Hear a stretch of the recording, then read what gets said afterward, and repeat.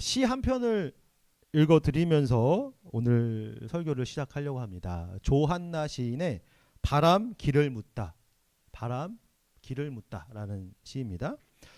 녹슬은 철조망 아래 서른 울음 누런 피를 토하는데 온유월 담벼락에 기대앉은 능소화, 푸른 별을 찾아가는 구름에게 길을 묻는 파란 바람 서럽다.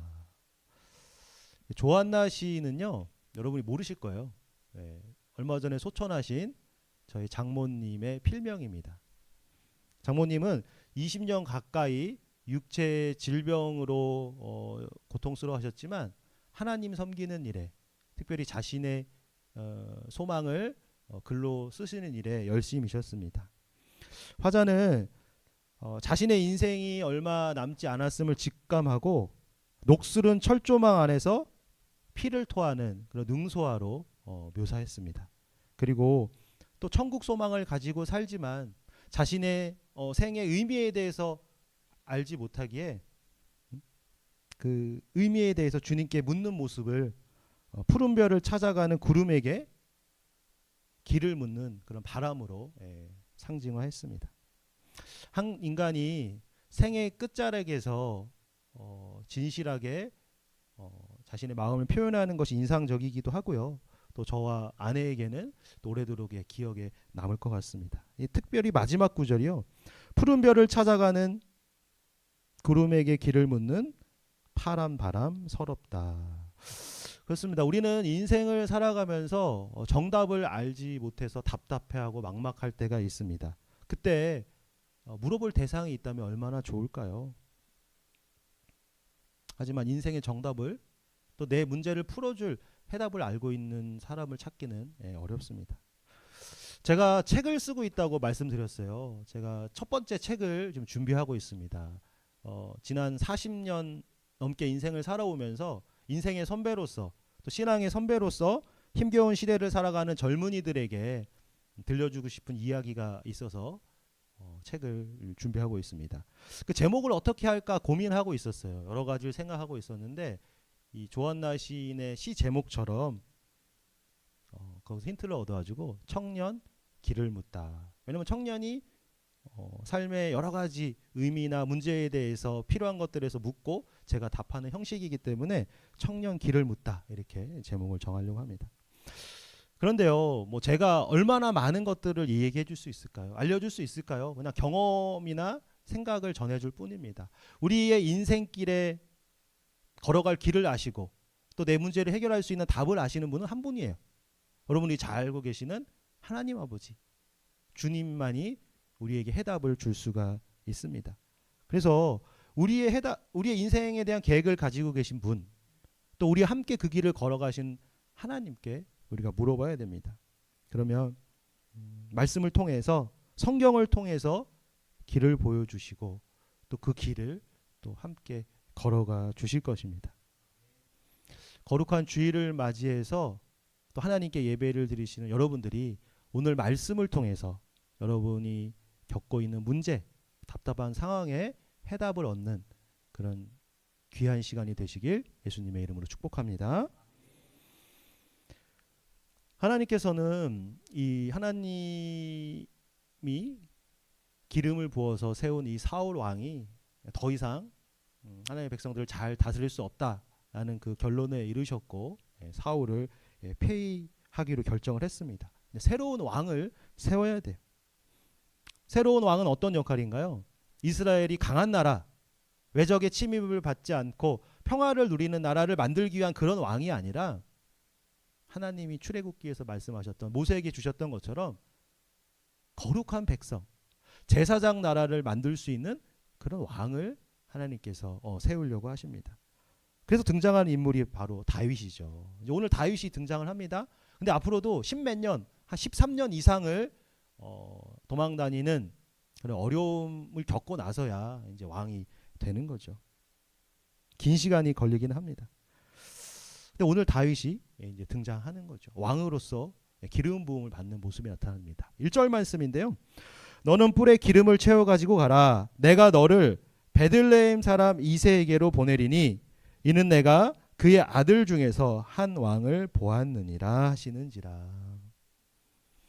사무엘에게 말씀하시기를 이스라엘의 왕이 될 사람을 하나님이 찾으셨다는 거예요. 이새의 아들 중에 한 명인데 가서 기름을 부으라고 합니다. 여러분 기름 부는 게 뭔가요? 이 머리에 기름을 붓습니다. 그렇죠. 축복이죠. 축복 맞습니다.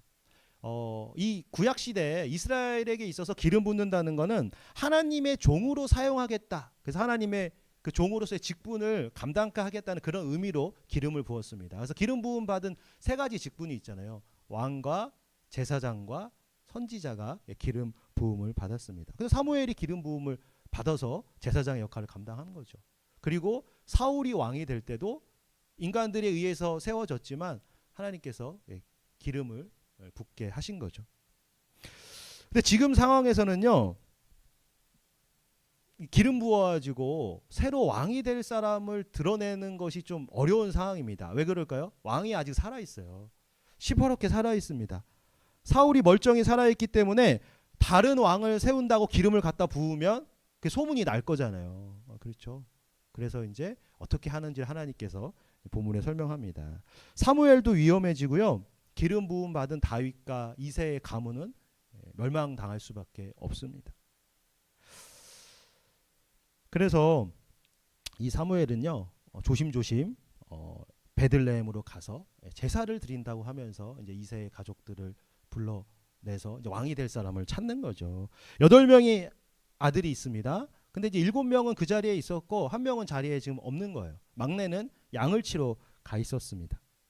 이렇게 남아있는 아들들이요, 사무엘 앞을 차례례로 지나가면서 이제 면접을 보게 되는 그런 상황이에요. 누가 제일 먼저 나타났죠? 장남인 엘리압이 가장 먼저 나타났습니다. 근데 사무엘이요, 그 장남 엘리압을 보자 마음이 딱 들었던 것 같아요. 6절입니다. 그들이 오매 사무엘이 엘리압을 보고 마음에 이르기를 여호와의 기름 부으실 자가 과연 주님 앞에 있도다 하였더니, 그러니까 여호와의 기름 부으실 자, 기름 부어서 왕으로 세울 만한 사람이 지금 눈앞에 나타났다라고 이제 사무엘이 이야기한 거죠.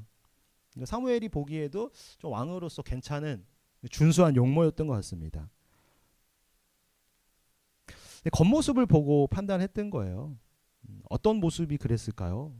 대화도 안 해보고 내면도 알지 못하지만 그의 겉모습을 보고 왕으로서 괜찮겠다 생각한 거예요. 근데 과연 그럴까요? 이전에 어땠어요?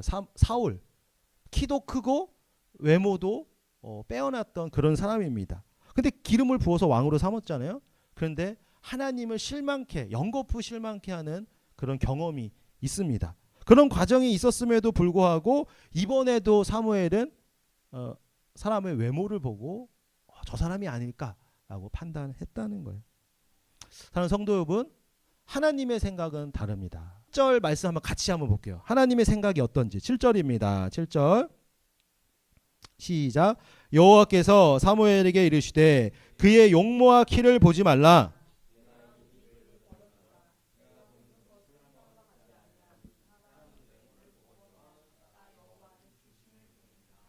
유명한 구절이죠. 그렇죠? 사람은 외모를 보거니와 나 여호와는 중심을 보느니라. 참 우리가 좋아하는 말씀이에요. 우리같이 범인들이 참 좋아하는 말씀이죠. 왜냐하면 내가 외적으로 봤을 때 조건으로는 뛰어난 게 없지만 마음의 중심만은 꽉 차 있다, 괜찮다라고 생각했기 때문이에요. 여러분 어떤 근거로 그렇게 생각하시나요?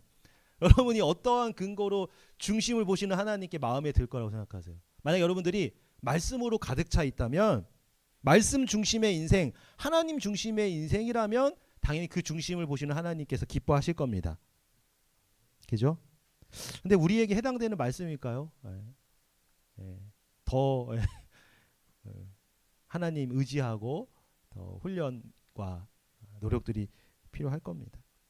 그럼에도 불구하고 우리 빗소의 형제 자매들이 중심을 보시는 하나님이 기뻐하시는 그러한 거룩한 성도가 되시길 예수님의 이름으로 축복합니다. 네. 이 사무엘이요, 사울의 경우와 동일하게 지금 오류를 반복하고 있는 거예요. 외모만 보고 합당한 사람이다 하고 판단을 했습니다. 대부분의 사람들이 그렇죠. 외모 보고 크기 보고 조건 보고 괜찮은 사람이다, 그렇지 않다를 판단하게 됩니다. 인간은요, 큰 거, 높은 것을 지향합니다. 규모의 싸움을 하려고 해요. 그래서 지금도 그렇잖아요. 예전에 뭐 우리나라는 약간 좀 건축물들이 규모가 작지만 중국의 자금성 같은 거 어마어마, 제가 아직 안 가봤는데 꼭 가보고 싶어요. 어마어마하다고 하더라고요. 뭐 몇 채라고 하죠? 거기 성이 999채라나 뭐 1000채라나.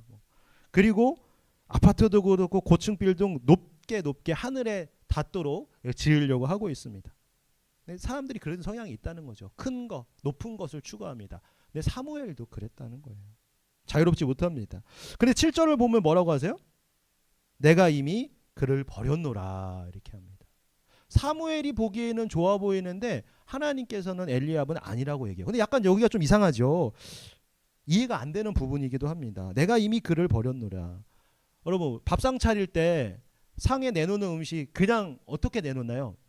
맛을 보고 문제가 없으면 내놓고 문제가 있으면 안 내놓잖아요. 근데 간보 안 보고 음식을 그냥 버리는 경우는 없습니다. 아직 엘리압이 어떤 사람인지도 몰라요, 사무엘은. 그런데 써보지도 않고 버린다고 하시니까 좀 이해가 안 되는 거죠. 근데 이것은 엘리압을 버렸다는 그런 의미는 아닌 것 같아요. 무슨 의미냐면 내가 이미 그를 버렸노라 하는 것은요, 사무엘에게 하시는 말씀이에요. 사무엘은 그동안 어떻게 했어요? 일반적으로 세상 사람들이 하는 것처럼 외모나 조건을 보고 판단해요. 물론 하나님이 세운 선지자이기 때문에, 제사장이기 때문에 영적인 능력이 있습니다. 하지만 인간이에요. 그래서 겉으로 보이는 것을 중요한 판단의 기준으로 생각합니다. 그래서 지금까지 사무엘이 사용하던 패턴이요, 사람의 외모나 조건을 보는 방식이 있었다면 하나님께서는 그 방식을 사용하지 않겠다라고 이야기하는 거죠. 뭐 엘리압에게 특별히 악감정이 있어서 그러신 게 아니라 사무엘의 그러한 방법을 하나님께서는 기뻐하시지 않고 쓰시지 않겠다는 그런 의미라고 생각할 수 있습니다. 하나님은요, 세상의 방법, 세상의 패턴을 버리셨습니다. 실제로 하나님께서 큰 것들을 사용하시지 않았어요. 여러분, 인류를 구원하시기 위해서 노예로 있었던 작은 민족 이스라엘을 택하셨잖아요. 만약에 그 당시에 강대국이었던 애굽이나 바벨론이나 로마 제국을 썼다면 우리가 생각할 때는 더 확실하게 복음이 퍼지고 하나님 나라가 세워질 거라고 생각할 수 있죠. 근데 하나님은 크고 강한 나라가 아니라 연약한 민족, 작은 민족, 볼품없는 민족을 택해서 우리를 구원하시길 원했고, 또 거기서 예수 그리스도께서 나오신 것입니다. 하나님이 찾으시는 것은요, 수의 많고 적음이 아니에요. 규모의 크고 작음이 아닙니다. 온전한 회개가 있는지, 또 순종하려는 자세가 되어 있는지를 하나님께서 보시는 거예요. 그게 아브라함이었고요, 요셉이었고, 또 다윗이기 때문에 하나님께서 들어서 쓰신 거죠. 사랑하는 성도 여러분, 우리 빗소교회의 규모가 아직은 작습니다. 뭐 시작한 지 얼마 안 돼서 그렇죠. 뭐 아직 개척한 지 2년 안 됐고, 또 여기에 와서 제대로 이제 예배드리고 교제 시작한 지도 한 1년 정도밖에 되지 않았습니다. 그런데 규모는 작지만 여기에서 하나님 마음에 합한 한 사람, 하나님께 온전히 회개하고 돌아서서 그 말씀대로 순종할 수 있는 한 사람이 나온다면 규모에 상관없이, 인원수에 관계없이 주님께서 은혜를 부어주시고 우리 교회를 사용해 주실 거예요. 주변에 큰 교회들이 있습니다. 뭐 온누리교회, 뭐 삼일교회, 이렇게 큰 교회들 빼고, 그런 교회는 워낙 크고 사람도 많고 비용도 많으니까 많은 일들을 할 수가 있어요. 하지만 500명, 1000명 되는 교회들은 그렇게 규모가 있어도 할 수 있는 일에 한계가 있습니다.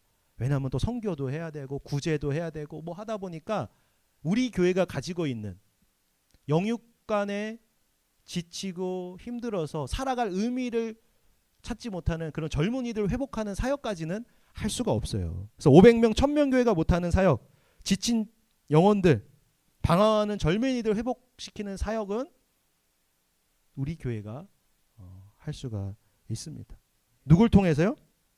하나님 마음에 합한 한 명, 하나님께 온전히 회개하고 순종할 준비가 된 그 한 명을 통해 우리 교회가 변화될 것이고, 우리 교회를 통해 이 신촌 땅에 있는 방황하는 영과 육이 지쳐서 힘들어하는 청년들을 회복시키는데 우리 교회를 사용하실 거예요. 그런데 그것을 꼭 믿음으로 바라보시고 내가 그 한 명이 됐으면 좋겠다. 옆에 있는 우리 형제 자매들이 그런 한 명이 됐으면 좋겠다라는 마음으로 우리가 예배하고 교제하고 신앙생활 하면 좋을 것 같습니다. 그렇습니다. 사무엘은요 이전과 같이 역시 사람의 외모나 조건을 보고 판단하는 태도를 버리지 못했습니다. 그래서 엘리압이 눈에 들어왔던 거예요. 근데 하나님 뭐라고 하셨죠? 용모와 키를 보지 마라. 사람은 외모를 보거니와 나는 중심을 본다 하고 말씀하셨습니다. 이렇게 엘리압이 통과 못했고요. 그 다음에 누구요? 아비나답, 삼마 쭉 7명이 사무엘 앞을 지나가면서 면접을 받습니다. 근데 그 누구도 통과를 못했어요.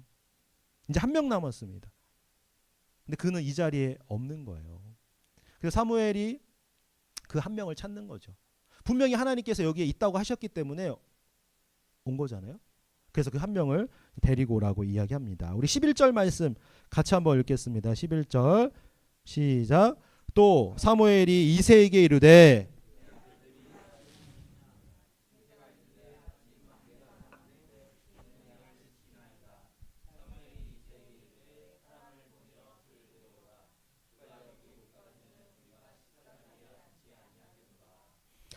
아직 한 명이 더 있는 거예요. 근데 지금 집에는 없습니다. 이 자리에 나타나지 않았어요. 막내라고 표현을 합니다. 어떤 의미냐면 꼬마라는 뜻이요. 작은 자. 꼬마, 작은 자라는 그런 의미입니다. 약간 대조적이죠. 사울은 뭐예요? 큰 자라고 표현을 했잖아요. 근데 다윗은 처음 등장할 때부터 좀 사울과는 비교가 돼요. 작은 자라고 표현을 하고 있고 또 양치기, 목동으로 좀 묘사가 되고 있습니다. 다윗이 하는 일은 양을 치는 거예요. 뭐 양을 쳐본 적 있나요? 없죠. 뭐 개도 여러분 개들 집에서 기르니까 냄새 안 나잖아요. 저희가 예전에 개를 밖에서 길렀거든요. 진돗개를. 냄새 엄청 나요. 목욕을 잘 못 시켜주니까 막 똥도 싸고 막 씻지도 못하고 그래서. 근데 양이 몇 마리 모여 있다고 생각해봐서요. 특히 양은 많이 더럽습니다. 더럽고요. 냄새 나는 일이라서 쓰리리예요. 쓰리리 직업 그 당시에. 그래서 하려고 안 해요. 그 집안에서 누가 하느냐? 대규모 목축업이 아니고요. 뭐 수십 마리를 기르는 게 아니고 집에서 쓸 양을 이제 키우는 거다 보니까 몇 마리 안 되잖아요. 여자나 이 작은 자들이 이렇게 집에서 조금 할 일 없는 사람들이 그런 양을 치는 일을 감당했습니다.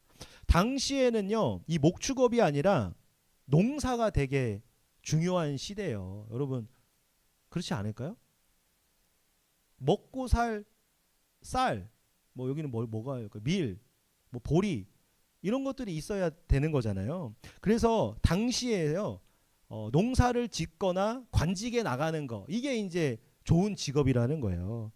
최첨단 산업이었습니다. 농사를 지려면 어떻게 해요? 그냥 씨 뿌리면 자라고 이런 거 아니잖아요. 그렇죠? 관계 시설을 만들어야 되고 그 다음에 강수량을 또 예측해야 되고 또 병충해에 걸리지 않도록 대비해야 되고 하여튼 그 첨단 기술이 필요한 일이었습니다. 그래서 이 농업이 활발한 곳에서 도시가 발달하는 거예요. 우리 4대 문명 발상지를 보면 그렇잖아요. 큰 강이 있어서 곡식이 잘 나는 곳에 문명이 발상한 거잖아요. 그래서 왕은요 이 농사를 잘 짓도록 하는 게 중요했습니다. 사울은 직업이 뭐였죠, 여러분? 기억나세요? 농부였어요, 농부. 그래서 왕으로 세워지고 나서도 사울은 소를 가지고 농사를 지었다고 본문에 나옵니다. 우리 지난번에 살펴봤잖아요. 그런데 다윗은 목동이에요. 양치기입니다. 그러니까 사울은 한눈에 보기에도 키도 크고 외모도 준수하고 직업도 농사를 짓는 농부라는 거예요. 근데 다윗은 직업도 변변치 못하고 가족들에게도 인정을 못 받고 있는 거예요. 지금 가족이 중에 다 온 게 아닌데도 다윗은 부르지 않았다는 걸 보면 우리가 알 수 있습니다. 어쩌면 이게요 우리 현실과도 비슷해요. 다윗처럼 막내고 작은 자이고 양치는 일을 하기 때문에 나 이런 사람이야 하고 내세울 것이 없는 그러한 모습일 수가 있습니다. 누구 하나 우리 미래의 가능성을 좋게 봐주는 사람이 없을 수도 있어요. 그냥저냥 소소하게 살아가는 거 그게 어쩌면 우리의 모습일 수가 있습니다. 그런데 아직 모른다는 거예요. 주님께서 우리에게 어떤 계획이 있으신지 우리를 어떻게 사용하실지 아무도 모릅니다. 나도 모르고 여러분도 모르고 다른 사람들도 몰라요. 나한테 어떤 계획이 있는지. 어쩌면 지금은 이 소년 다윗처럼, 작은 자 다윗처럼 누구에게도 주목받지 못하는 그런 때일 수 있습니다. 그런데 예수님께 붙들린다면, 하나님께 기름 부음을 받는다면 그 미래는 상상 이상으로 풍성하게 열매 맺는 그런 인생이 될 거예요. 주님의 때가 이뤄야 그 진가가 드러납니다. 주님의 때가 이르러서 내가 훈련이 다 끝나야, 준비가 다 끝나야 드러나게 되는 거죠. 이제는 주변의 판단과는 다르게, 주변의 기대와는 다르게 진짜가 나타날 상황입니다. 12절인데요. 이에 사람을 보내어 그를 데려오매 그의 빛이 붉고 눈이 빼어나고 얼굴이 아름답더라. 여호와께서 이르시되 이가 크니 일어나 기름을 부으라 하시는지라. 그러면 진짜가 나타났어요. 하나님께서 인정하시는 왕, 이스라엘이 하나님의 백성으로 살아갈수록 이끌어가는 그 지도자가 될 만한 사람이 지금 나타났다는 거예요. 근데 약간 좀 어폐가 있는 것 같아요. 하나님은 외모를 보지 않는다고 하셨는데 이 다윗이 나타나는 장면에 뭘 이야기하고 있는 거예요? 다윗의 외모에 대해서 얘기하고 있습니다, 여러분. 어떻게 해요? 그의 빛이 붉고 눈이 빼어나고 얼굴이 아름답더라. 약간 사울하고 다른 점은 키에 대해서는 얘기를 안 해요. 키는 크지 않았나 봐요. 장군으로서. 그래서 골리앗하고 싸울 때도 많이 작게 묘사가 되잖아요. 사무엘도 순간 좀 의심이 들었을 것 같아요. 중심을 보신다고 했는데, 외모를 안 보신다고 했는데, 좋은 피부와 깊은 쌍꺼풀 진 예쁜 눈과 준수한 외모, 이게 하나님 말씀과 무슨 상관이 있을까라고 의심했을 수도 있지만, 하나님께서 사무엘에게 기름을 부으라고 하시는 거죠. 우리 사진 한번 같이 한번 볼까요? 사진. 네, 보면은 이제 여기에 양치기가 지팡이를 들고 있는 거죠. 다윗이. 그러면 사무엘이 기름을 붓습니다. 이 기름 부은다는 건 뭘까요? 왕으로, 미래의 왕으로 하나님께서 인정하셨다는 거예요. 근데 이것은 비밀리에 진행이 될 수밖에 없습니다. 아까 말씀드렸던 것처럼 외부에 세워 나가면요, 다윗뿐만 아니라 2세의 모든 가족은 멸문지하를 면할 수가 없기 때문이에요. 네. 이날 이후로요, 이 기름 부은 이후로 하나님의 영이 다윗에게 임했다고 합니다. 하나님의 영, 성령을 얘기하는 거죠. 하나님의 사람에게는 성령이 임합니다. 사사 시대에 그 어려움에 빠진 민족들을 구하는 사사에게도 성령이 임해서 그런 일들을 감당했어요. 사울에게도 동일합니다. 그 성령이 임해야지만 하나님의 일들을 감당할 수 있는 그 지혜와 능력이 주어지는 거예요. 그런데 이 다윗이요, 이 사울과 다른 사사들과는 다른 점이 하나 있어요. 뭐냐면 성령께서 계속적으로 역사하셨다는 거예요. 성령께서 다윗 안에 계셔서 다윗을 보호하시고 인도하시고 그의 말과 행동을 주관하셨습니다. 이렇게 다윗은요, 하나님과 동행하면서 성령의 인도함을 받으면서 이스라엘이 그 가나안의 이방신들과의 관계를 끊어내고 하나님만 온전히 섬겨서 하나님이 말씀하신 그 의의 길을 걷도록 만들었습니다. 이게 진짜 리더죠, 여러분. 나라를 부강하게 만드는 거, 외적으로부터 침입받지 않게 하는 거, 배불리 먹게 하는 거, 이게 세상적인 왕이라면 하나님 나라의 왕, 하나님의 리더는 하나님이 주시는 능력으로 다스리는 거예요. 그래서 백성들이 세상의 다른 것들을 의지하는 것이 아니라, 어떠한 물질이나 어떠한 권력이나 어떠한 쾌락을 의지해서 하는 것이 아니라 하나님이 주시는 능력으로 살도록 소원하고 만드는 것, 그것이 진짜 하나님의 리더가 할 일이죠. 이스라엘의 진짜가 나타난 거예요. 하나님을 사랑하고 백성을 사랑하는 진짜 왕이 될 사람이 나타났습니다. 저는 우리 빗소의 성도들이요, 진짜라는 평가를 받았으면 좋겠어요. 사람에게서 받는 평가 온전치 않습니다. 금방 바뀔 수 있어요. 오늘은 좋게 평가했다가 내일은 나쁘게 평가할 수도 있거든요. 여러분들이 하나님께 진짜 내 자녀다, 진짜 예수의 제자라는 평가를 받으시길 바랍니다. 사단이 지배하는 세상에 살면서 세상 사람들과는 다른 기준으로, 다른 목표를 갖고 구별된 모습으로 살아가셨으면 좋겠어요. 그러려면요, 내 인생길을 하나님께 물어야 됩니다. 내 인생길을 성경에서 찾아야 돼요. 그리고 그 말씀이 주셨을 때 순종하는 마음으로 말씀을 붙들고 걸어가야 할 것입니다. 그래서 우리 빗소의 성도들이요, 진짜 그리스도인으로 변화되시기를, 그래서 하나님이 인정하시는 마음에 합한 사람, 또 하나님의 속을 시원하게 해줘서 하나님이 원하시는 그 소원을 이루어드리는 진짜 하나님의 백성, 진짜 그리스도인 하나님의 사람 되시길 예수님의 이름으로 축복합니다.